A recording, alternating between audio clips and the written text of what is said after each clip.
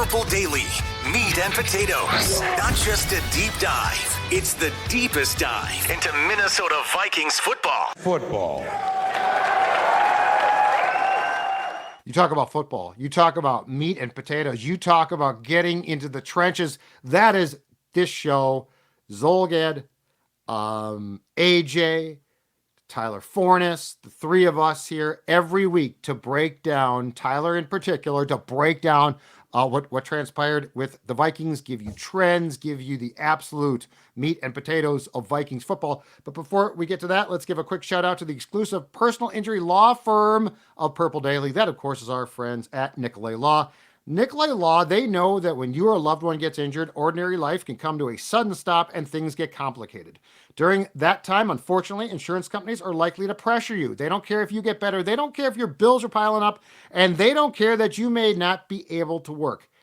Nicolay Law, they care.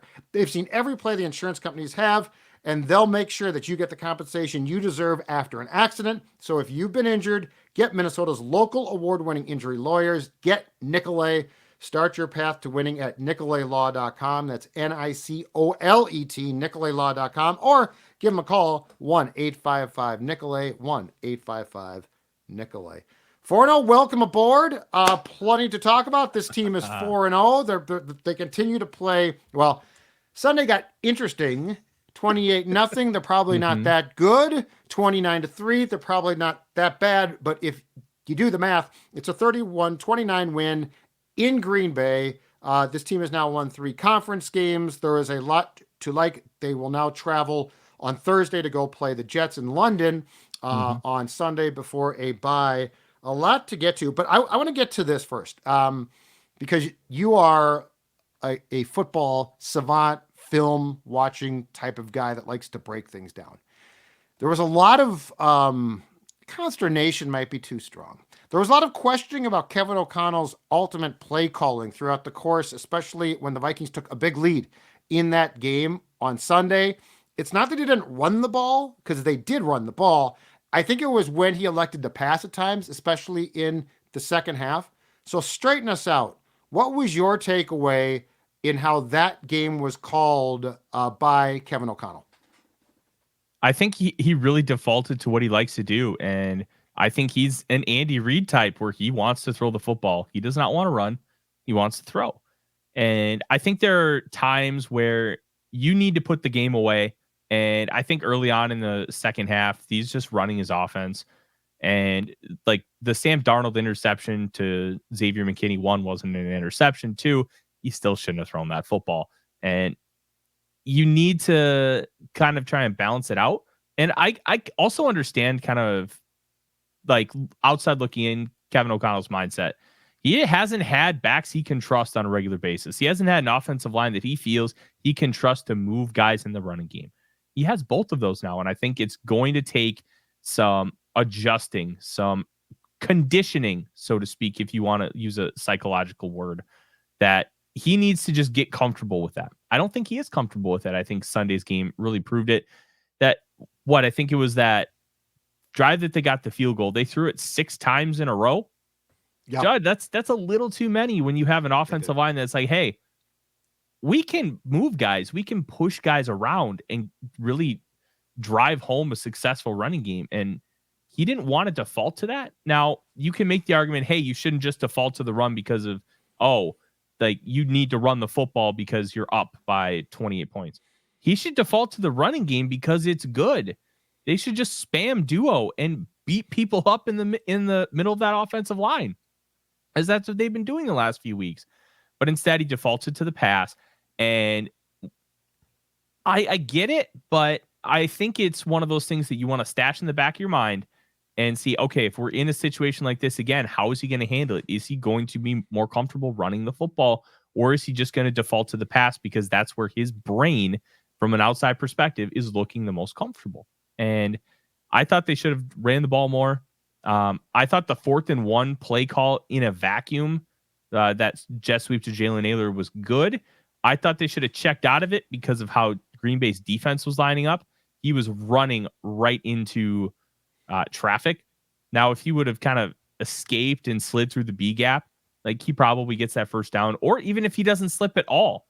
But the idea of running that jet sweep is to get them off balance, but they were ready for it. And I think that should have been something that was checked out of at the line of scrimmage, or maybe even call a timeout and reformulate what you want to do. I still think it's the right call to go for it on 4th and 1 there. I thought his 4th down decision-making was good because you don't want to give them the ball down up 28-0 at the 50-yard line. It's one of those things where, hey, you could put the nail in the coffin, but the worst thing you can do to a team that is in a massive hole is to give them any shred of hope, which is why when the Jalen Naylor punt muff came around, we're like, uh-oh, because you gave them a shred of hope. Right. You essentially gifted them a touchdown, even though Matt LaFleur did everything he could to take it away. And I think his 4th down decision-making was good, but that play call should have been a little bit different once you saw the formation that Green Bay lined up in, or hey, maybe you have audible out and have Naylor fake the jet motion because they've been doing that all game. And then you remember that Stephon Diggs 2-point conversion in 2018, Judd, where Diggs is going in jet motion, plants his foot in the ground, and then sprints to the corner, gets that too.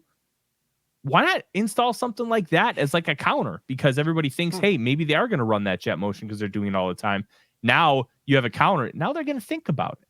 So I do think there are areas to improve from that outside perspective at what Kevin O'Connell was trying to accomplish. I do think there was still a lot of good. And that one's a really tough one to parse out because there are so many varying factors. But look, everybody's going to tell you, or a lot of people will tell you, except the nerds don't ever want to do it. Run the damn ball. Why? Set the tone. There is something about beating the other guy up consistently, and they just lose all confidence. They lose all this mindset of, hey, I can win this football game. No, you want to run the damn ball if you're the Minnesota Vikings for one reason. It's working. Right. It's working. And I hope that they really get back to it against the Jets. Forno, talk to me about the screen game, because I mean, even in that, the first quarter there, it was so in your face, in my mind, at least. The screen pass is essentially the passing version of a handoff, right? You talk about being pass happy. That's sort of a middle ground where you're keeping it short and you're allowing blockers to kind of set holes and everything like that. How much should Vikings fans really be looking for that to continue here? What goes into the deceptiveness on some days you're not going to hand the ball off as much. You're not going to really establish the ground game, but you're going to, in a sense, like I said, in my mind, it's essentially it's a quick dump off, but you have those blockers still in hand. Was it just the way the Packers were maybe setting up? They're more susceptible to allowing big yards, big gains on the screen pass, or is that just something we could see in a weekly installment? I think you're going to see variations of a screen game different based on who you're playing and different based on what you're determining your own tendencies are. And tendencies are going to be a huge thing, and it's what separates good play callers from great, is understanding what the tendency is and being to modify your game surrounding it. Mm-hmm. And I thought that screen pass to Josh Oliver, I thought was tremendous because we remember seeing those tight end screens. It felt like Kevin O'Connell was using them way too much in the first couple of years. I think that was the first tight end screen he used all year, but he did so in a really nice way. He let guys get upfield and then he bullied them behind. Then that's the idea of a screen pass, is you want the defense to come up and be too aggressive, and then you just sneak the offensive lineman out, and then that's how you get the 10, 15, 20-yard chunks. It's all about deception.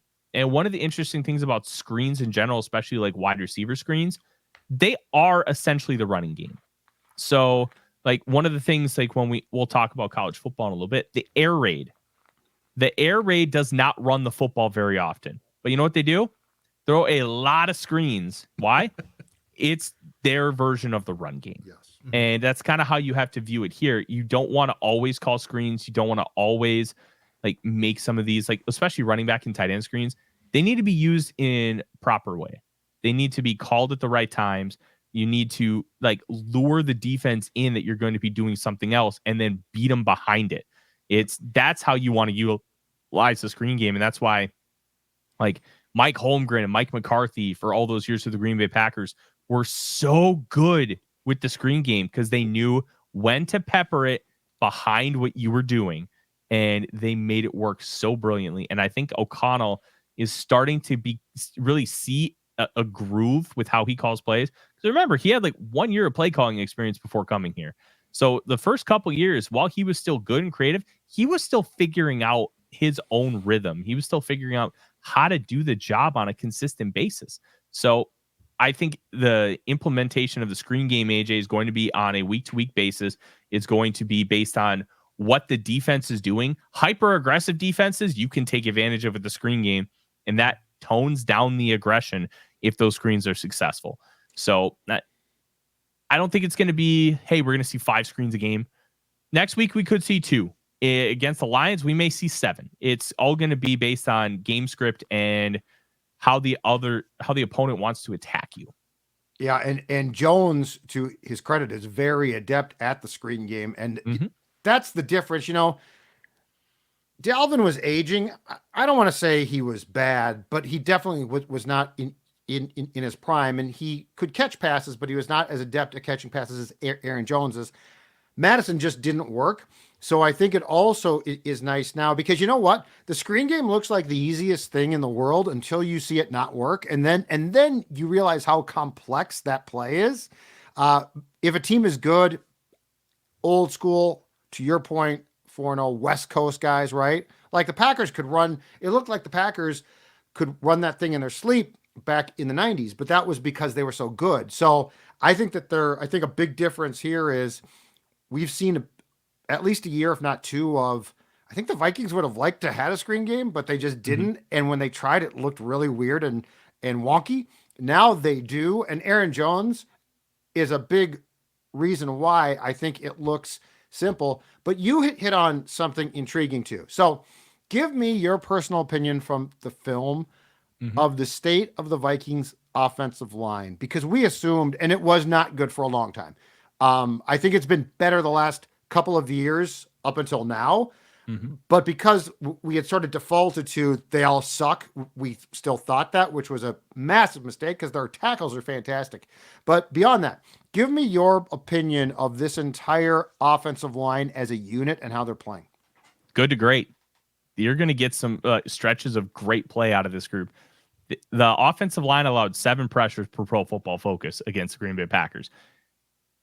Aaron Jones allowed 1 other, and I think Sam Darnold was credited with at least 1 because I think he was greatly responsible for that Keyshawn Nixon sack, because he should have understood that guy was coming free based on what the Vikings blocking was, and he needed to get that ball out quicker. So I'm really impressed with this offensive line, and I think on my show, Real Forno Show, I talk a lot about Ed Ingram and how I think he's being unfairly perceived by a lot of the fan base. And let me tell you why. There was all that pre-draft noise, and even if you set that stuff aside for what happened in his past, when you look at just the play, how much he's improved from that first year, I think too many people have it ingrained in their heads that he was so bad in his rookie year, which, look, he wasn't great, but they allowed him to learn on the fly for this season and for next season. Because if you're able to learn by doing versus learn by watching, for offensive line, it makes so much of a difference. He improved his pressures allowed by 33% year over year, going from 63 to 42. And I'm not the biggest fan of how PFF necessarily charts pressures.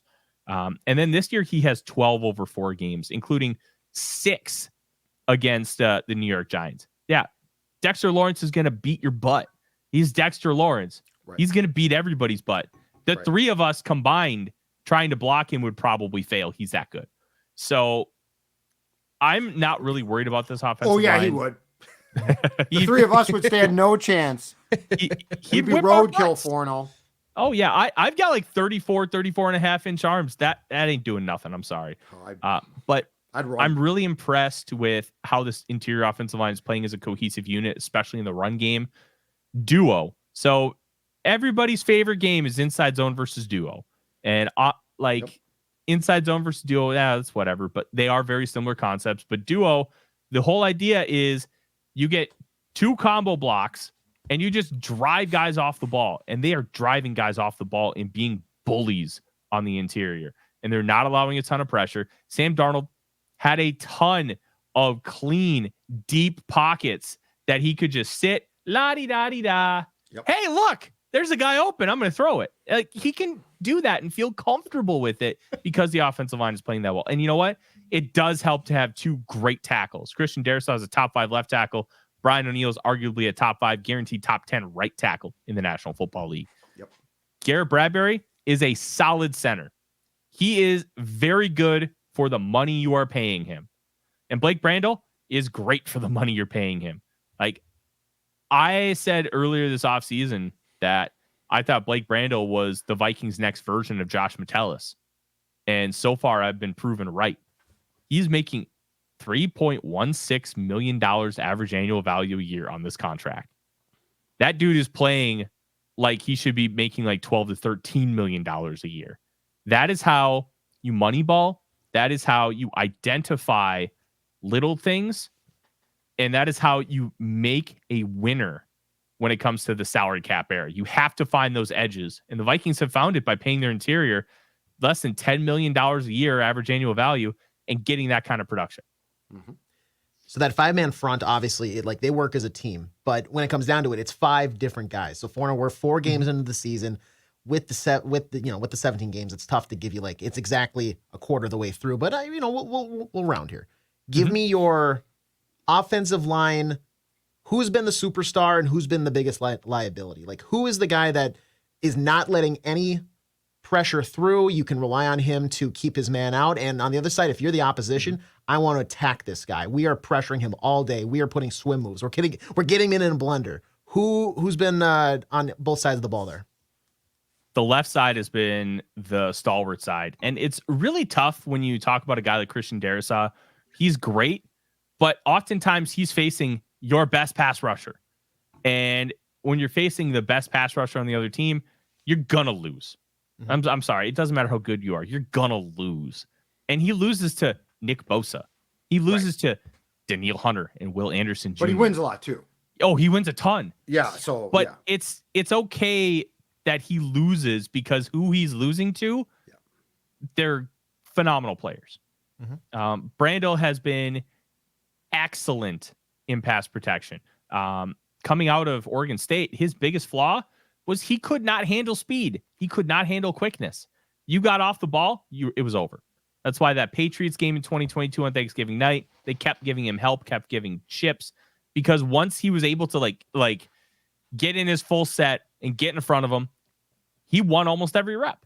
But the problem was getting out of the block and dealing with that speed. Well, guess what you don't have to do, AJ, when you're a guard? You don't have to deal with that kind of speed on the outside. Right. And it's made a massive difference for him, even though he's a 6'7" guard, and it's working.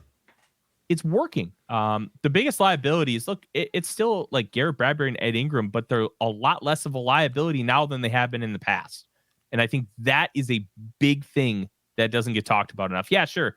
We would love to have an all-pro right guard, an all-pro center, but you can't afford those kind of things when you have this salary cap era.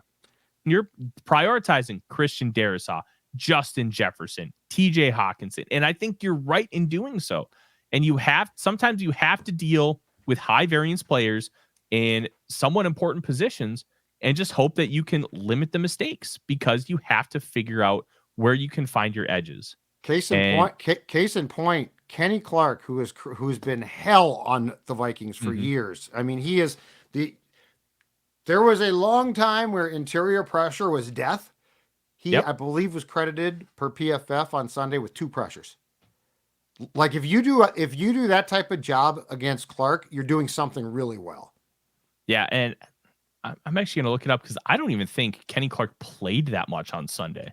Okay, but I mean, it proves your point though about the interior guys are at least holding their own far more consistently than they used to.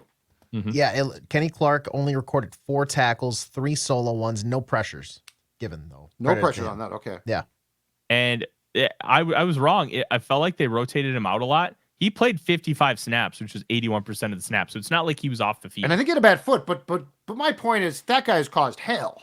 Yeah, for the absolutely. Vikings. So like that proves your point. He was on the short list of potential targets I wanted the Vikings to sign. Kenny Clark is like Danielle Hunter. He's been in the league like a decade. Yep. He's only 28. The dude is insanely young. And like, that's a guy that you could, hey, I can trust to give you a 3 or 4 year contract, because by the time it's done, I'll probably still want to keep paying you. You're still going to be good. And they did. You're exactly right. They did. Hey, last point for this segment.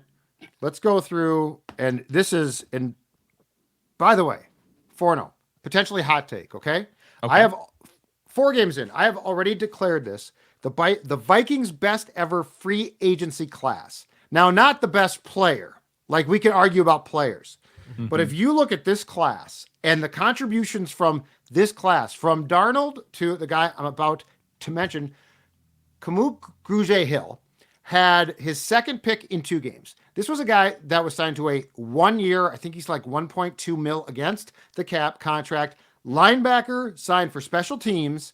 Ivan Pace gets hurt. He steps in, and he doesn't play a ton. I'm not saying he's taken a ton of snaps, but in 2 games, 2 picks, and he has played absolutely fantastic. I think this is the best free agent class, credit personnel people, crazy for sure, that the Vikings have ever had. Because if you look at why they are 4-0, it's a laundry list of guys that they signed. I don't remember them ever doing this before as far as getting this many outside contributors in the same class. That's a really good point, Judd. And I remember like the Kamu Grugier-Hill signing.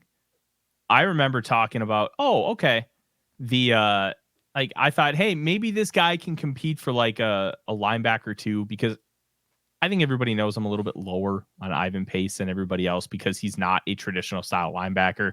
Mm-hmm. He's great when you ask him to do certain things, but you don't want to ask him to do everything. So I'm like, okay, maybe this guy is just like a legendary sub package guy. And I think there's an incredible use for that player. I got a lot of pushback with people saying, Grugier-Hill stinks. He's bad. Like, I'm talking a lot of pushback. I'm like, okay, maybe I'm just wrong. Well, Judd, I don't think I'm wrong. I'm taking a victory lap here. I said he could compete for linebacker too, and guess what? He has stepped in a big way been great. Yes. I want to talk about one play in specific where I think this free agent class has been such a big deal. The way Brian Flores teaches Tampa 2, I learned this like about a half an hour ago. I was learning. Because my thinking was like, you have the pull runner in Tampa 2. So the pull runner, Tampa 2, it's 2 deep safeties, but that middle linebacker shoots back and kind of takes over the deep middle of the field, which is a weakness in cover 2. Well, when that pull runner does that, you can just run dagger, which is the inside guy runs the go, outside guy runs the dig, and that area is supposed to be open. Yeah. It's a 4-0 everybody loves staple. dagger. You always throw the dig on dagger. That's the gimmick. But the pull runner, actually, I found out because I'm like looking at that play, I'm like, I wonder if Brian Flores is teaching these rules differently when they sense dagger, because Grugier-Hill stopped almost immediately once Watson made his break and made the interception. Yes. Well, he found out, thanks to Luke Braun of Locked On Vikings kind of posting stuff about it. One of Flores' former players, Trey Watson, a linebacker, said that if there's only one vertical threat, you stop and you handle the go or the dig. Okay. If there's 2, you keep climbing. Mm-hmm. They only set 1 vertical threat. So he gets to kind of like be a robber and go take that interception. But if they would have had trips to that side and 2 guys go deep and then the dig underneath, that's wide open. So I think those little things are interesting. I think that this is why, Judd, you've talked about this defense having a PhD. You got to be smart and you got to understand all these different rules and idiosyncrasies with what this defense is. And they're playing really, really well. And it's one of the reasons why I'm not concerned at all that they are the 32nd ranked pass defense in the National Football League. Why? It doesn't matter. Like, this defense and how they're playing, and I'd have to look back at free agent classes to completely agree or counter your point, Judd. But for right now, I think it's completely trending in that direction. But they are like first in EPA, first in success rate, and in drop back success rate, they're either first or second. When the win probability is between 10 and 90%, so basically eliminating garbage time. And then when you put in garbage time, they're still ranking top 10 in every single metric. Yep. Well, game script is forcing these guys to pass 70.96% of the time. Yep. And this defense is doing a really good job. Judd, 300 rushing yards allowed this year. 300. Yep. What a great number. Well, and yards against, as we know now, do not reflect a lot. Like points against do. There's a lot of metrics, right? Mm-hmm. By which we can call a defense good or bad. I think yards is perhaps, and the fact that the league still, puts defenses out as far as I think the first stat is yards allowed is ridiculous. There's a lot of stats that are preferable. So I agree. The only thing I haven't liked defensively, and there was certainly some issues in the second half on Sunday. The only thing, as far as a small pattern goes, I didn't like because I'm with you. Going for it on fourth down on Sunday near the goal line was not the problem. The problem was they drove right down, which is what San Francisco did after the Jones fumble. That, to me, probably has to be cleaned up. But overall, to your point, you're 1,000% right. Like, if you fixate on yards, you're fixating on the wrong thing, unless every other status sucks. If you're just bad, you're bad. Mm-hmm. But the only thing I've seen is you would like to have your defense be a little bit more stout there. San Fran and Green Bay going the length of the field does not thrill you. But I'm with you. And for the most part, come on. This defense has been damn good. You're right. Yeah, it's been tremendous. And I'm really excited to see what happens when the game script doesn't change much and they're playing in a really close game throughout. Because, look, that 49ers game was close. Right. Yeah, the Vikings, stomped on them. Yeah. And it's a blowout if Jones scores. Oh, yeah. 27-7. And it only got within 6 because of a field goal within the last minute. The Vikings have stomped on all 4 opponents this year. It's truly astounding. Now, scores may not completely reflect it for a lot of different reasons, some of which we've already talked about today. Yep. But that defense, this is where those same underlying metrics, Judd, that were burying us in 2022 are going to become our best friend. The Vikings are playing a top 10 schedule per DVOA. Yep. And they're 4-0. Point differential. Yeah. Point differential is incredible. 57. Yep. The Vikings have only allowed 59 points this year. Yeah. And their point differential is 57. Yep. And the thing about it too is they keep winning the turnover battle too. And the stat is something like Kevin O'Connell coach teams they've only lost one game or something like that when they lose the turnover battle. And frankly, obviously that does matter a lot, but this defense has just been so good. We didn't see it as much, especially in the second half, getting to Jordan Love this past Sunday. But for the most part, quarterbacks have been running for their lives at times in the backfield. Wide receivers at times, are just wearing purple jackets in the secondary, just unable to find any space. This defense, and I think to Forner's point, is going to be really interesting to see when maybe they have to kick off, and all of a sudden Sam Darnold has that hiccup and maybe throws a pick in that first drive. All of a sudden they find themselves down 2 scores. How's the defense going to respond then? But right now it's been the backbone of this team. The offense has been great, but this defense has been exceeding expectations since week 1. That's why I actually liked, in that sense, I liked the second half on Sunday because it felt like the first time that this team, starting with the muff punt by Naylor, it felt like the first time this season that this team actually faced adversity, which you have to face. Yeah. You have to face that. The worst thing in sports, in my opinion, is everything goes right? Everything goes right. You're into December. Everything's going right. And then you get to the playoffs and inevitably get punched in the kisser.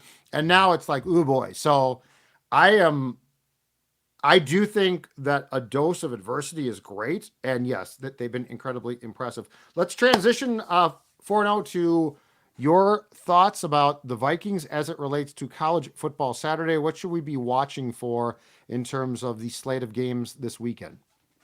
Easy. I want everybody to go watch one game. Just one game.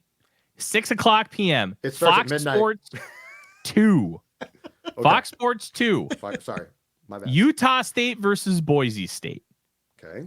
Why? Oh. It's a running back named Ashton Genty. Judd, this is a guy that might go top 10 in the NFL draft. He's only 5'9". He's around 210, 215 pounds. He is almost impossible to bring down. He already has multiple games with 4 touchdowns this year. His rushing prop this past week, going into the week, was 179.5 yards. He rushed for over 240 and 4 touchdowns. This dude, Boise State doesn't have a quarterback that can throw. They don't have great wide receivers, but what they do have is a little Mighty Mouse who is going to whip butt, and he's going to run through everything. I don't know if the Vikings are going to be able to get this guy, but if he's available in the Vikings pick, can he catch? Oh, yes, he can. He can do a little bit of everything. Imagine Aaron Jones with a little bit more speed, and he's got more sand in the pants. He's thicker. Oh, I love sand in the pants. Yeah. Play that sounder. You got to play that sounder. Football. Yes. This dude is special.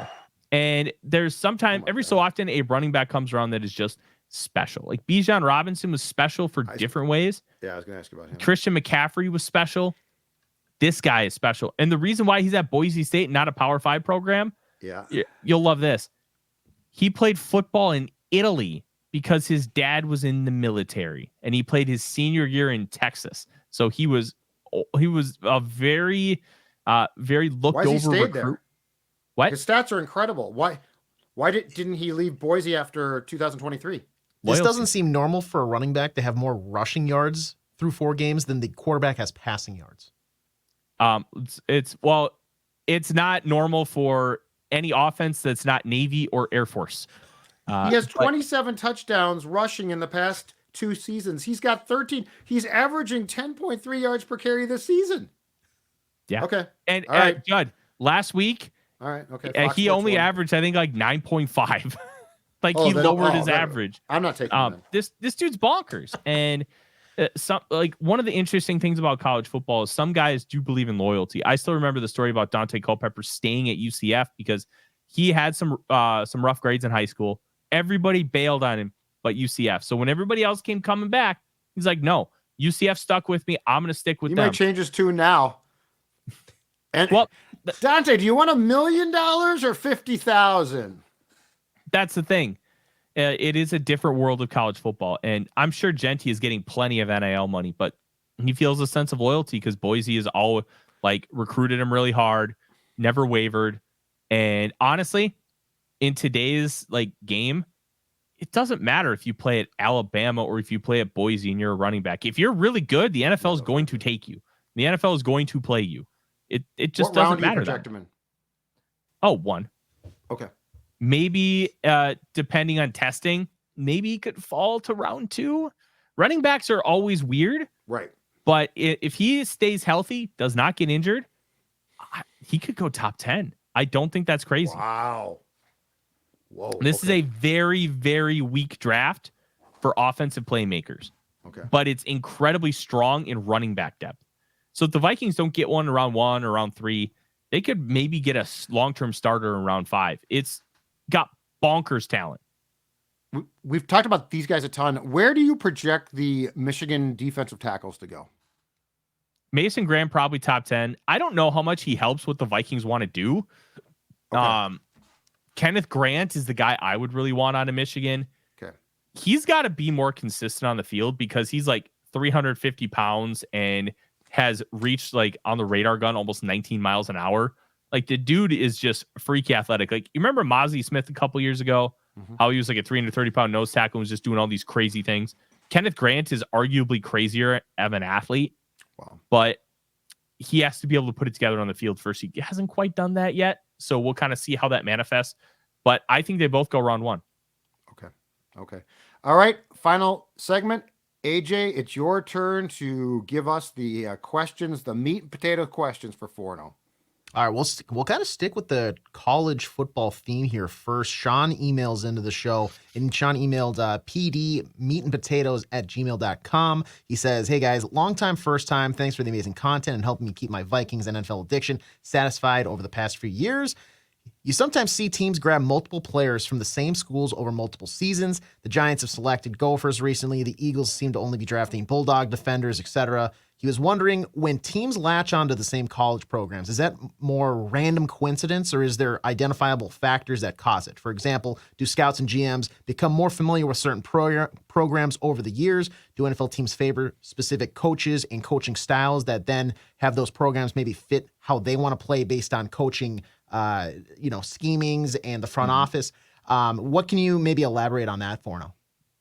So I'm not going to necessarily give a concrete answer because it's honestly a little bit of everything that you just mentioned. And everything is very subjective. So Bill Belichick loved to draft Alabama players. Why? Well, one, it was Alabama. Two, Nick Saban was his defensive coordinator in Cleveland. So there was a familiarity there. There was a comfort with the program. And when you build a rapport with some of these programs, you're going to feel more comfortable drafting their players. You're going to feel more comfortable drafting from certain schemes and that the players are being asked to do certain things. And like Georgia has some great talent, but a lot of those guys haven't really been successful recently at the NFL level. My theory is they're not asked to do a whole lot. They're asked to do like Travon Walker went first overall, athletic freak, just built in a lab, but he was asked to stop the run. And didn't really have any kind of defined, developed pass rush plan. So you knew he was a project, but the potential was out of this world. That's the kind of thing I'm noticing with the Georgia program is they're not asked to do a whole lot other than, hey, fit this and do this, and we're going to win a national championship, which, you know what? Georgia's prerogative. You win national championships, nobody cares because you're winning a national championship.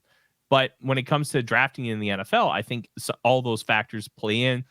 Scouts' comfortability with players and coaches, comfortability with programs, being able to trust the information that comes out.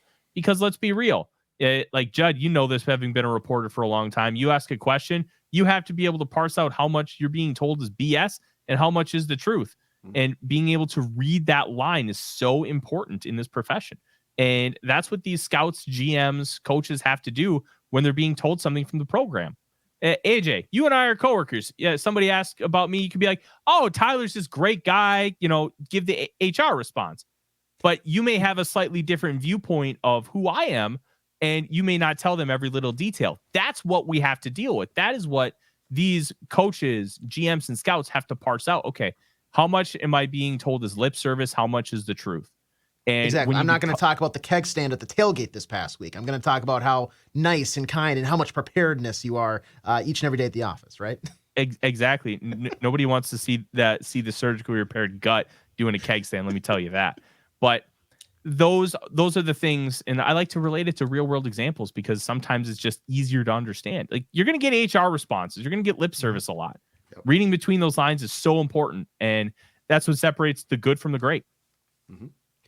Mike follows that up here. Hey, Judd and Forno, loving the new show. Can you break down how deceptive the jet sweep play on that Addison touchdown was? It looked like the outside rusher committed to going after the QB and allowed Addison to have a one-on-one matchup where he was able to beat his man to get in for the touchdown. How many different ways can you change that play to kind of throw the defense off with different iterations, different maybe people that you can set in motion? How deceptive can that jet sweep play actually be? AJ, I think we talked about this last week, did we not? A little bit, yeah. One of the things with the jet sweep is when you continue to do jet motion, you have to throw counters. You have to understand what your tendencies are, and then you have to be able to throw a counter at them to be like, oh, well, now this is an option now? Okay, now I have to think, and I can't react as much. And I think that's one of the reasons why that jet sweep was so pivotal. That was only the second jet sweep I believe the Vikings had ran all season, which is why that defender crashed early because they weren't expecting it. And when you catch them by surprise, that's when it wins. Now, you can do a multitude of things. I mentioned one earlier. When you start that jet motion, have the receiver plant his foot in the ground and sprint back the other way on like an arrow route into the flat. And then, hey, maybe you get that Stephon Diggs 2-point conversion against the Green Bay Packers in 2018. You have to be able to understand, hey, I run this. Now I can run this because they know that this might be coming. And then once you do that, then you can add another counter. You can add different things and different layers over the course of the season. It's also something where if you're Kevin O'Connell, you don't want to empty the bag right now. You want to keep some stuff and you want to be able to pull it out for at February. Specific times. Yeah. And you want to be able to, you don't want to hold stuff forever, but you can't empty the clip right away. You have to play it smart.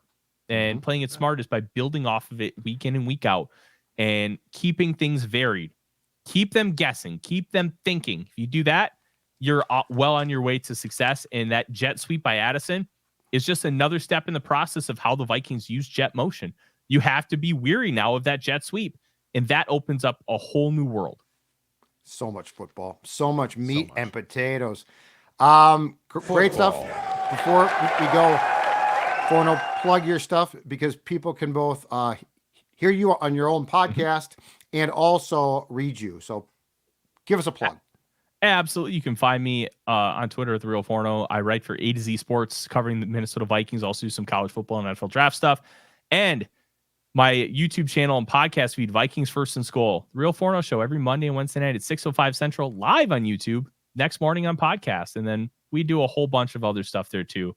If you love what this is, we're a great compliment. Beautiful, beautiful. Forno, AJ, Judd, we will talk to you next week after the Vikings and Jets.